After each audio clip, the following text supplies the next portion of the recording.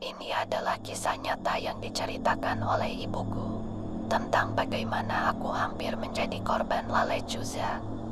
Kejadian ini terjadi ketika aku baru berusia beberapa minggu, dan ibuku memutuskan untuk pergi ke Monterrey, Meksiko untuk memperkenalkanku kepada keluarganya yang tinggal di sana.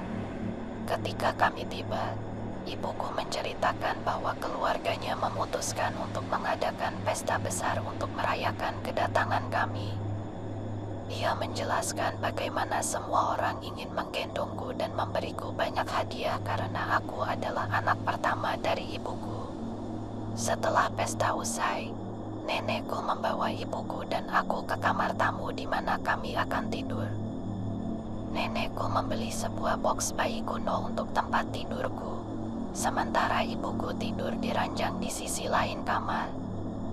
Ibuku menaruhku di box bayi itu dan menempatkan 2 bantal kecil di sampingku karena ia khawatir aku akan terantuk kepalaku. Setelah kami semua siap untuk tidur, anjing Rottweiler nenekku yang bernama Rocky masuk ke dalam kamar. Rocky tidak mau keluar, jadi ia tetap tinggal di kamar kami karena ia adalah anjing yang cukup jinak. Malam itu sangat panas, jadi untuk mendapatkan udara segar, ibuku membuka pintu geser yang mengarah ke balkon. Kami berada di lantai 2, jadi ia merasa aman membiarkannya terbuka. Tidak lama setelah itu, ibuku pun tertidur. Sekitar pukul 3 pagi, ibuku terbangun karena mendengar Rocky menggonggong dan menggeram dengan keras.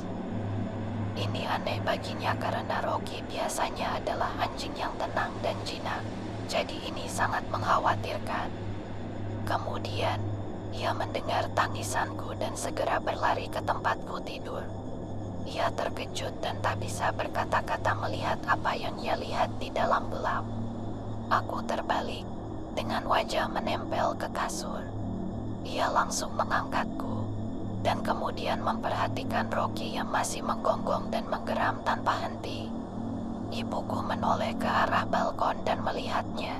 Ia menggambarkan makhluk itu sebagai burung hantu paling besar dan jelek yang pernah dilihatnya. Mulut dan sayapnya terbuka lebar, dan bulunya hitam legam seperti arang.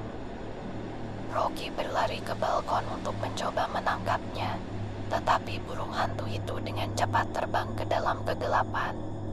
Kakekku segera masuk ke kamar setelah mendengar keributan. Ia datang untuk memeriksa kami, dan menemukan ibuku di tengah ruangan, duduk di lantai sambil memelukku seolah-olah sedang melindungiku. Sementara Rocky terus menggonggong ke arah balkon. Ibuku menemukan bekas goresan di kakiku. Ia juga melihat bahwa bantal-bantal yang digunakan untuk menjaga kepalaku tetap di tempatnya terlempar ke sisi lain ruangan, seolah-olah dibuang dengan paksa. Hari ini, ibuku meyakini bahwa aku selamat dari percobaan serangan Lalecuza. Menurut legenda Meksiko, Lalecuza adalah makhluk, lebih tepatnya seorang penyihir, yang menjual jiwanya kepada iblis sebagai pertukaran kekuatan, memberinya kemampuan untuk berubah menjadi monster, seekor burung hantu raksasa.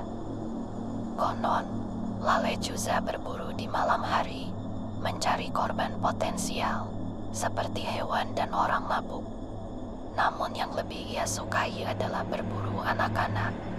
Anak-anak untuk diculik dan dibawa kembali ke pondoknya di pegunungan, di mana ia akan memakan atau mengorbankan mereka. Setiap kali aku mengunjungi keluargaku, mereka selalu memanggilku Lecuzita, sebagai pengingat bahwa aku berhasil selamat dari percobaan serangan Lalecuza. Namun, pahlawan sebenarnya di sini adalah anjing nenekku, Rocky. Dialah yang menghentikan burung hantu itu dari melakukan hal-hal lain dan mengejarnya pergi. Jika bukan karena dia, aku tidak tahu apa yang bisa terjadi. Sayangnya, Rocky meninggal tahun ini. Aku tidak bisa melihatnya sebelumnya karena aku tinggal di AS. Tapi aku akan selalu mengingatnya sebagai pahlawan. Sebagai informasi, ibuku membelikan Rocky setidaknya 10 kantong camilan sebagai penghargaan karena melindungi kami malam itu setelah kejadian itu terjadi. Kurung tutup, sekarang aku berusia 17 tahun, dan aku masih memiliki bekas luka kecil di kakiku, di tempat yang sama di mana ibuku bilang burung hantu itu menggoresku. Meskipun secara logis, mungkin itu hanya burung hantu biasa yang sangat besar, tapi itu tidak menjelaskan mengapa burung itu masuk ke rumah, mengambil dan membuang bantal-bantal di sampingku, dan meninggalkanku dengan wajah menempel ke bawah serta goresan kecil yang tidak pernah sembuh dengan baik. Aku sempat menyebutkan kisah ini kepada ibuku lagi baru-baru ini, dan dia mengoreksi satu bagian dari ceritanya. Dan ini sangat menyeramkan. Ibuku mendengarku menangis dan berlari untuk menolongku. Namun ia tidak bisa melihat dengan jelas dalam kegelapan. Tetapi ia memberitahuku bahwa Lale Cuza tidak bertengger di rel balkon.